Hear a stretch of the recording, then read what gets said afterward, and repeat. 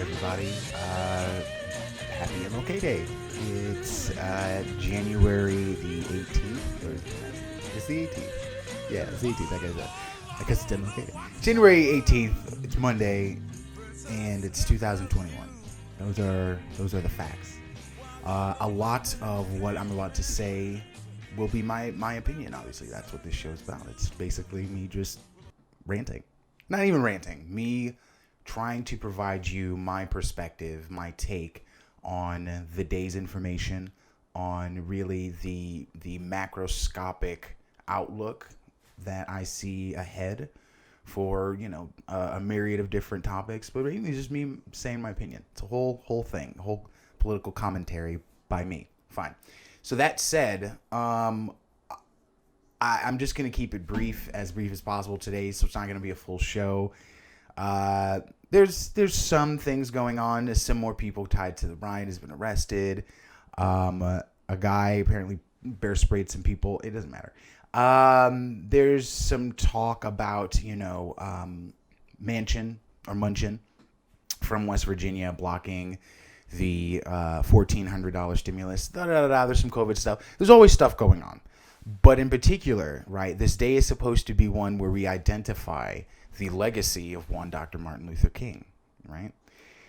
The whole thing for me is best kind of understood. I'm of the best way to understand where I stand on it and on really him is Huey Freeman from the Boondocks, right? To idolize the man is one thing, but to try to put it in perspective of what he would be like in today's day and age is a totally different matter altogether. And it's a fun thought experiment, and it's really important that we keep those who came before us in mind, even though in this postmodern sort of pseudo-renaissance that's going on, where history is but an effigy that we burn out of spite. The reality is that those that came before us definitely A, had a lot harder of a time to deal with, but B, were able to achieve something great, and mainly, for the most part, without violence, because violence is useless. Now, violence has its uses, right? Perhaps I have not made it clear, or it is unfortunate that I am being interpreted as one of capitulance.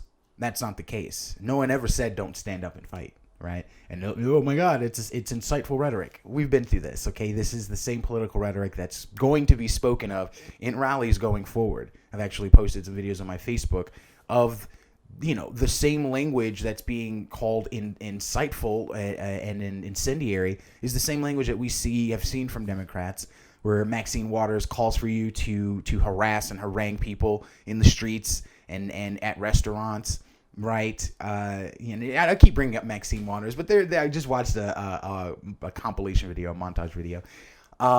Yes, it was from the Daily Caller or Wire, which are basically the same thing. Well, although the Daily Caller, not so much. Daily Caller is pretty far right-leaning. It was from the Daily Wire, right? Ben Shapiro's joint.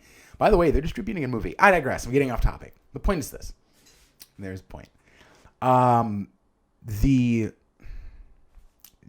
need and the ability and the efforts that are undertaken in the name of civil liberties, in my eyes, should be taken up for all people, right? The idea is ascendancy and not supremacy. To put everyone on an equal playing field, to give everyone the opportunity and the chance to thrive in our society. Not just black people, not just Asian people, not just Puerto Rican people, and especially not just white people. Like, that was the whole idea of the movement, was to what is it?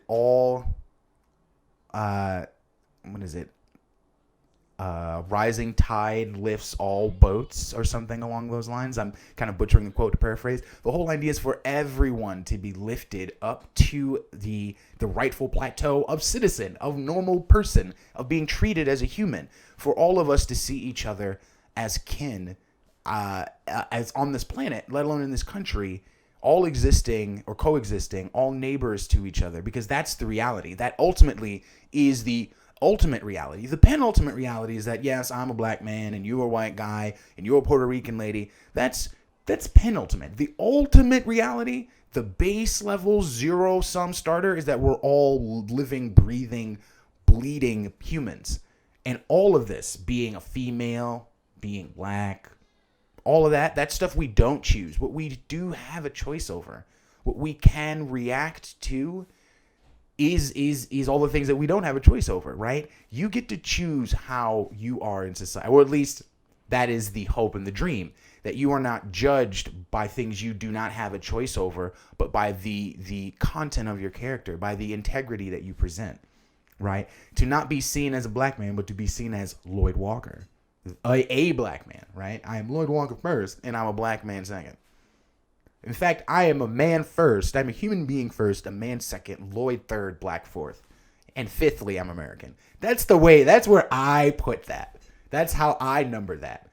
Because the reality is, like, I honestly, I have seen what, like, Afrocentrism looks like. I told you my mother used to work for SU. She went to countries in Africa, went to Egypt, went to Bahamas, Caribbean. She's traveled the world, has studied abroad. You know, she used to have like tapestries and all of this like authentic Africana art and stuff in her house. You know, her and I would talk and get it. You know, so don't we, you know, I have that aspect of me, but then I also have this aspect of my life where growing up, I was called everything from an Uncle Tom to a faggot because I didn't interact with or act like the majority of my peers, majority of my black peers. I liked music. I like to make music. I like to rap, but I also like to play guitar. I like to sing. I wasn't really into dancing. Nah, that came later. But you know, I was eclectic. I loved all types of music. That wasn't gonna fly. If it wasn't if it wasn't the Locks, yeah, the Locks was hot back then. This is like the 90s, bro. You know, Jada Kiss and Styles P. And you know the Locks. If it wasn't the Locks, if it wasn't DMX, wasn't Wu-Tang, you know what I mean? If it wasn't popping, ain't nobody trying to hear. It wasn't Jay-Z, blah blah blah. Nobody trying to hear that shit. Nobody trying to feel you. Nobody trying to give you a time of day. Not only that, but oh my God, majority of my friends were white. And oh my God, you ever hear how this guy talks? What the hell is he saying after? So you know, ostracization. So most of my life, actually, from the black community has been kind of torturous, right? The perception that I have from that is like, yo, it really doesn't matter what you're born with, but what you do with it. So what do you do with a community of ethnic homogeny, right? You have a black community, you're a black person in a black community. What do you do? Do you on a unified front open your arms welcomingly and say, this is how black people are? Despite what may be portrayed in Hollywood, what's been portrayed in history, the sort of monster that society has envisioned us, has pictured us as, this is how we are. Welcome. Have some fucking chicken. Sit down, play some bones with us. You know what I mean? Let's rap, let's talk, let's just chill. Let me give your ass a haircut. You look butt, you know what I mean? They're like, let's just chill. Let's just chill. No. What do? They turn to a fellow black person and say, get out of here. This in-grouping. So why do I bring this up? Because all of that is antithetical to the dream. All of what's happening today is the macrocosmic, right, expression of what I just described to you, this in-grouping. And it ultimately is antithetical to the argument of social justice, and it ultimately is destructive and coercive for any society, especially ours, with the tainted and destructive history that we have. Again, the idea isn't to excuse or absolve, but to stand up as an individual, as an adult, full of your own agency and your own confidence, and say, yeah, I'm aware of what happened, and I'm also aware of how I'm not going to let it happen again. I'm also aware of how I'm going to build a better future because I know and acknowledge what took place before. I'm not going to ignore it. I'm not going to obscure it. And I'm certainly not going to get hyperbolic over it and destroy what little we have left. None of that works. None of that creates a future for anyone, especially the people that allegedly you, whomever I'm speaking with, are fighting for. Burning your own neighborhoods does not set the precedent of change that you're looking for. I mean, unless what you're looking for is the result of violence. Like, violence begets violence, destruction begets destruction. I can't see into the minds of people who decide that in the name of civil liberty and social justice, they're going to burn down mom and pop shops. My telepathy hasn't kicked in yet. I have no noetic effect on reality, so I can't look into your mind, sir or ma'am. All I can presume is that you want to burn stuff down, and you want to see the results of what happens when you burn stuff down, which is what we see before you: tension, chaos, and so to dissent. It is amazing to me how people cannot take the principle of an eye for an eye, hate begets hate, violence begets violence, and can't look through that lens, that perspective into their own actions. And this is for everybody. It doesn't matter what side you want. I say this almost every show. I'm an equal opportunity critic of everybody. I'm an equal opportunity. I don't want to say equal opportunity hater. I don't hate anyone. I'm an equal opportunity critic. I try not to hate. Hate is toxic, and it toxifies you, and it corrupts you. It's coercive and poisonous. It's noxious stuff, man. I don't know. And again, it's one of those situations where one has to go through things, I think, and have to experience it for themselves in order to really understand the gravity of it. Otherwise, it's just something you're observing, right? And I don't mean to sound condescending, or pretentious, but I think that's part of the reality of growing up. Especially as humans, we are stubborn creatures that seek the easy way out and recognize patterns and immediately adopt them. So, but what I've been reading, as far as today and in celebration of MLK, is he's been pretty much one of two schools. It's either those that are pandering, right? And even if it's in good faith, it comes off as pandering, and that's just the optics of what we're dealing with right now. You basically can't be like an old white politician like Pence and quote MLK and not get called out. Sorry, you could have just said Happy MLK Day and gone about your business. But all this quoting MLK stuff, nobody's buying that. Even though when Kamala Harris uses her freedom story and she's been called out as plagiarizing MLK, nobody wants to bring that up. Fine. That's not what we're here for today. But what I've seen in terms of articles has pretty much either been pandering or it's been people calling people out about pandering. No one actually seems to want to discuss the viability of the dream. The dream, which really is the most basic shit ever. Everybody being treated as a person and not as a minority or an ethnicity or belonging to a particular racial group. You're just a dude or a chick trying to make some money, trying not to get shot by the fucking cops, which are really the real enemy, is law enforcement and our government. That's really the real enemy. Let's be real about this, right? But we're too busy squabbling and fighting and killing each other to actually unify for that effort. That's a step way too far.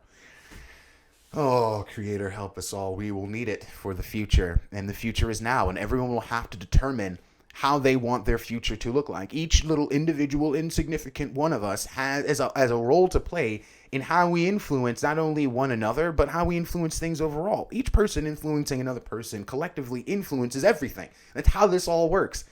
So if everyone just decides, well, fuck it, it's over, there's no point, let's just burn it all down, it's going to come down. And as we've seen, it is slowly, it was slowly, it seems to be accelerating in its deconstruction. It is coming down. So unless we want to be denizens of the ashes, my suggestion is that we mature as quickly as possible and understand that at the end of the day, we have to live with the people we disagree with. Now, and this isn't about tolerating intolerance. This is about addressing intolerance appropriately. That said, please be well to yourself and to each other. So yeah, everybody take care, be safe, and happy MLK Day.